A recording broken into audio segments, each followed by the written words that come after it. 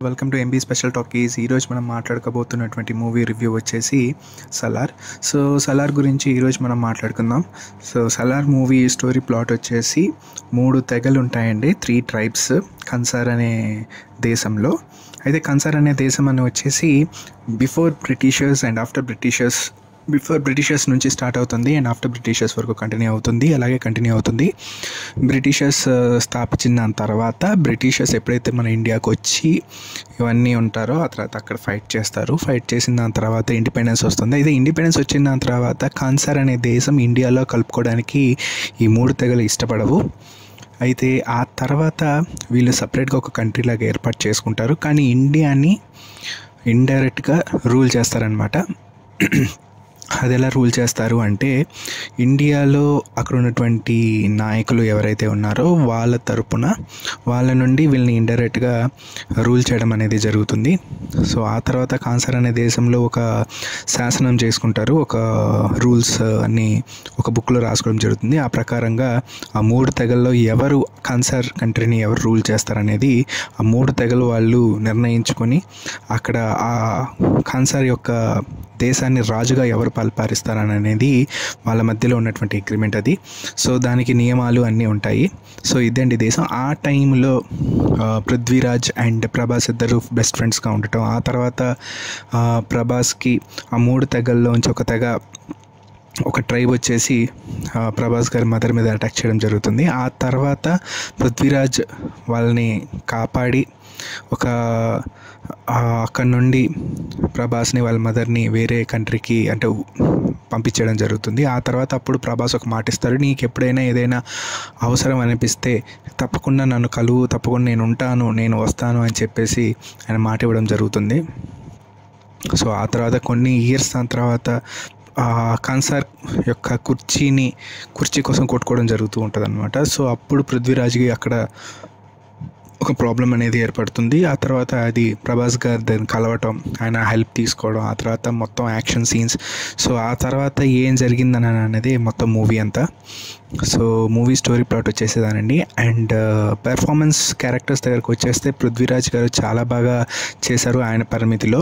So ఆ character తగ్గట్టు ఆయన కూడా ఎంతవరకు కావాలో అంతవరకు చేశారు. అండ్ ప్రభాస్ గారి దాంట్లో కూడా చాలా బాగుంటుంది. మెయిన్లీ ఈ సినిమాలో వచ్చేసి ఎలివేషన్ సీన్స్ చాలా బాగుంటాయి, చాలా బాగుంటాయి ఎలివేషన్ సీన్స్.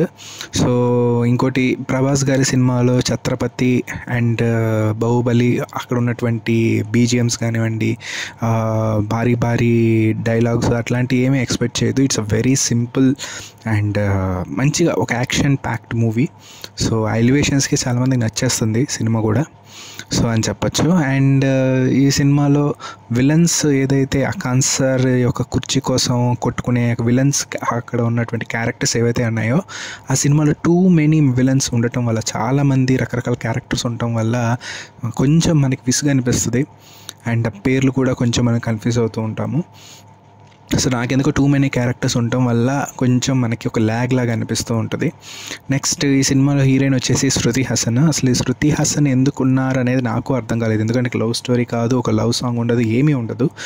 బట్ మన కేజీఎఫ్లో చూస్తున్నట్టయితే కేజీఎఫ్ హీరో స్టోరీ చెప్తున్నప్పుడు ఒక లేడీ ఎవరైతే ఆ స్టోరీ వింటారో, అదేవిధంగా ఇక్కడ మన సలార్లో చూసుకుంటే ప్రభాస్కి సపోర్ట్ చేసేటువంటి ఒక క్యారెక్టర్ ఉంటుంది. సో ఆ క్యారెక్టర్ శృతి హాసన్కి కథ చెప్పడం స్టార్ట్ చేస్తారనమాట. మధ్యలో శృతి హాసన్ డౌట్స్ అడగటం, ఆయన క్లారిఫై చేయడం, సో ఇలా ఉంటుందన్నమాట. అండ్ క్లైమాక్స్కి వచ్చేసరికి యాక్చువల్గా ఆ 3 తెగల్లో కూడా Prabhas one of the tribe అనేది తెలుస్తుంది. అండ్ ఆ తర్వాత సెకండ్ పార్ట్ అనేది ఉంటుంది. First part ceasefire and second part శౌర్యంగా అనేది ఒకటి ఉంటుంది సెకండ్ పార్ట్లో. సో ఆ సెకండ్ పార్ట్ వచ్చేసరికి ప్రభాస్ గారు, అంటే నేను అనుకుంటున్నాను సెకండ్ పార్ట్ వచ్చేసరికి ఎలా ఉంటుందంటే, ప్రభాస్ గారు ఒకవేళ ఆ కుర్చీ ఆయన తీసుకొని పరిపాలిస్తే ఆయన ఫ్రెండ్కి ఉన్నటువంటి ఏమైనా మిస్అండర్స్టాండింగ్స్ ఉంటాయా, లేదంటే ఇందులో జగపతి బాబు గారి ఒక విలన్ అని మనం చెప్పచ్చు, మెయిన్ విలన్గా కనిపించవచ్చు. అండ్ సెకండ్ పార్ట్లో మేబీ పృథ్వీరాజ్ వాళ్ళ father Jagapathi Babu and Prabhas గారికి ఏమైనా గొడవలు జరగచ్చు మేబీ. సో ఆ టైంలో ఆ సెకండ్ పార్ట్లో మేబీ శృతి హాసన్ లవ్ అలాంటివి ఏమైనా ఉండొచ్చేమో. సో సెకండ్ పార్ట్ అయితే అదేని నేను ఎక్స్పెక్ట్ చేస్తున్నాను, నాకు తెలిసినంతవరకు, నేను గెస్ట్ చేసేంతవరకు. సో ఇది so Salaar, so action packed movies నచ్చే వాళ్ళకి బాగా నచ్చుతుంది. సో ఏదో కొత్తగా మనం ఒక కేజీఎఫ్లో ఒక డీప్ లేయర్ లాంటి ఒక ఫిలిం మనం ఎక్స్పెక్ట్ చేయొచ్చు అని అంటే వెళ్ళొచ్చు.